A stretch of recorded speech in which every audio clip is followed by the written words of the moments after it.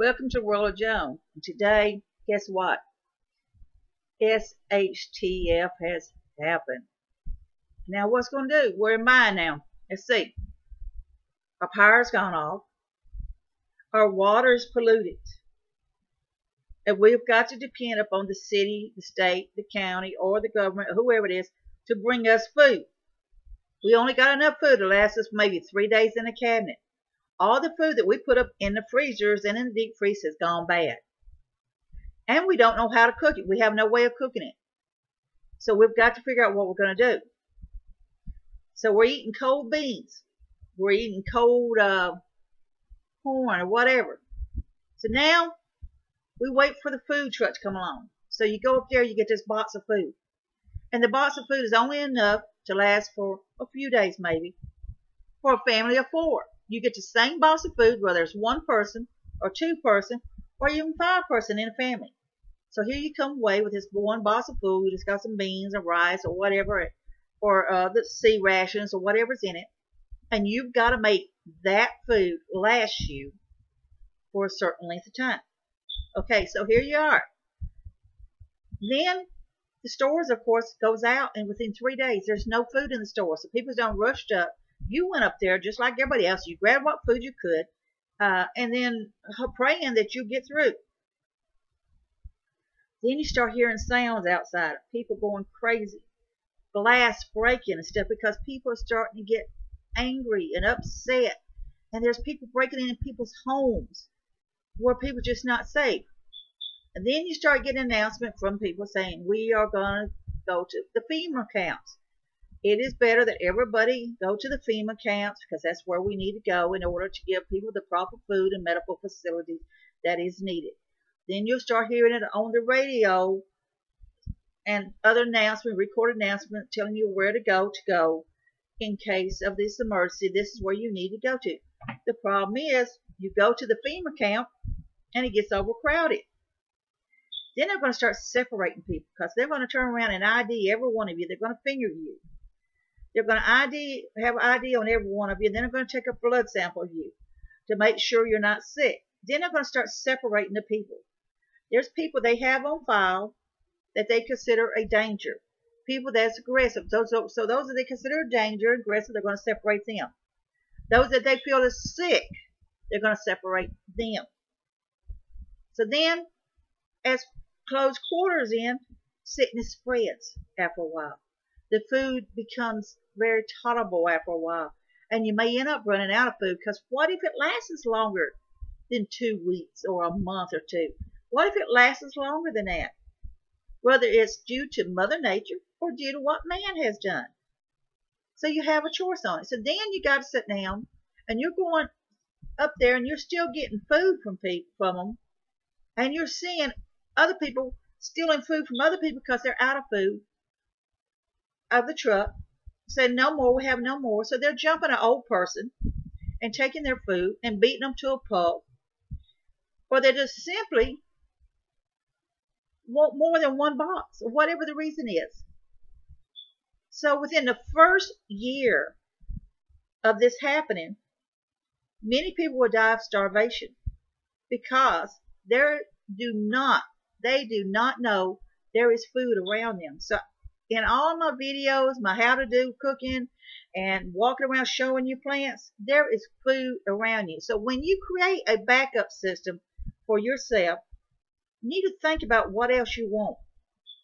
Remember, the dandelions are food. Did you know crabgrass is food? Yes, you can eat crabgrass. You can turn around and the seeds from it can be ground into flour. You can boil the leaves up and eat them. You've got to figure out how to cook your food and everything, whether it's going back to the primitive stage or not. Mudwort. If you were taking grime, then strip the leaves out and wad them up and save them for a starter fire to help start with. The problem is society has got us geared up in such a way, and we've done it to ourselves. Once your medication run out, what are you going to do? If you have severe health issues, your health is going to decline very soon. And even if you do go to these FEMA camps, how long will it be before you they have medication for you? How long will it last till it runs out? Another thing you're going to be looking at is malnourishment, because the food that you're getting is not going to last you very long. You're going to have to ration it out, and then you're going to start losing weight. You're going to start feeling fatigued. You're going to start feeling anxious. You're going to start getting sick more often because your immune system is going down. When food is all around you, then you got to figure out how you're going to keep yourself warm. Then you got to figure out how you're going to protect yourself, because there's going to be people out there that's going to take what you have. Now, I believe in a group. A group will stand a better chance of surviving than an individual would, if that group is willing to work together. But you can always have someone in that group that's going to steal from you, that's going to take things and turn their back on you to take care of themselves. There's always that chance. So what are you going to do when SHTF hits? Do you have backup food? Do you have the knowledge of eating off of the land? Do you know how to catch rainwater and filter it out? Do you know how to keep yourself clean? Do you know how to survive? Are you going to be one of those going to the FEMA camps? Are you going to be the one that's going to be in line getting that food every day, praying that they don't run out and praying that food's going to last you? Are you going to be the one that's going to be the victim of somebody stealing your food because you are an older person, or maybe a child person, or whatever it is? So, SHTF has hit. What is in your cabinets? Do you have enough food? Do you have enough water? They say 4 gallons of water a day per person. But you can get away with 1.5 gallons a day.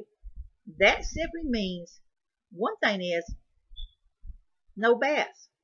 And they're talking about washing dishes. You have to take your water that you use to wash yourself up with, and you would have to use it to wash whatever dishes up with. So you would need have some paper plates and styrofoam cups on hand.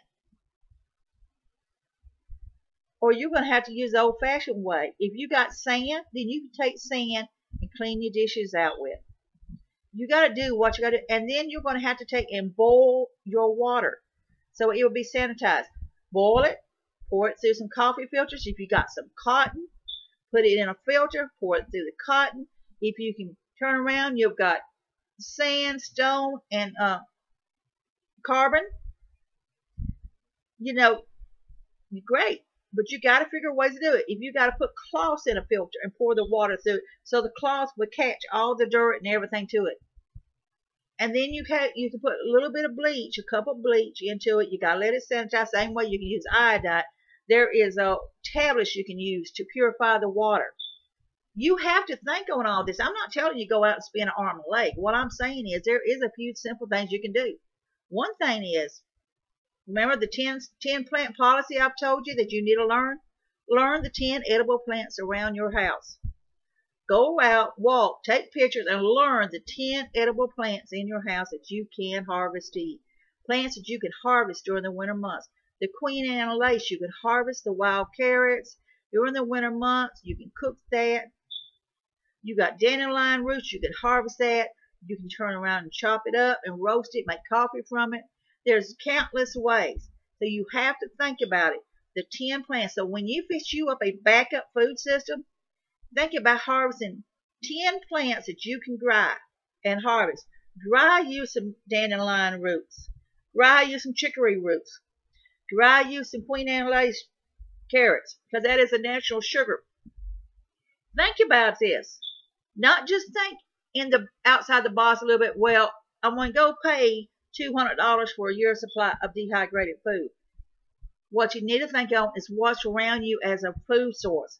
When you start planting your flower bed next year, as I said, plant what you can eat. Daylilies. Black-eyed Susan is a medical plant. St. John wort is a medical plant. So, that's 3 flowers right there that is pretty but they are medical plants, and you can create your own medicals and your teas to help you. So when you fix up your thing for your SHTF, which may never happen, make sure you have dehydrated products put up. Make sure you have dry roots, dry herb teas, dry food. Don't count on just that freezer. Another thing, don't let everybody know about it either. I want to tell you what, when I go out and I do my stuff, I set my stuff on top of the car out there, and my neighbor next door who don't talk to me because I don't want to do what they tell me to do, I talk to my dog. And I know they think I'm crazy because I'm talking to my dog about worm compost and collecting worms. I'm talking to him about harvesting my peppermint and grinding it for some good tea and stuff. So they next door definitely thinks I'm crazy. And everybody, I let everybody know that those 5-gallon buckets are collecting for rainwater is for my plants. But you know what?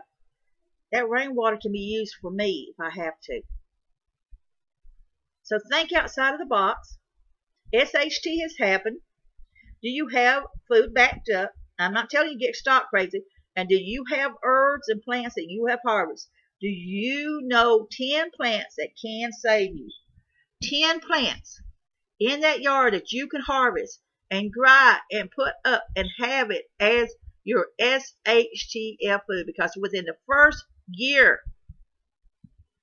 people are going to die of starvation and food is going to be all around them because they do not know. So from the world of Joan, let's hope the SHT don't never happen. I want you to be safe, be happy. Bless you all.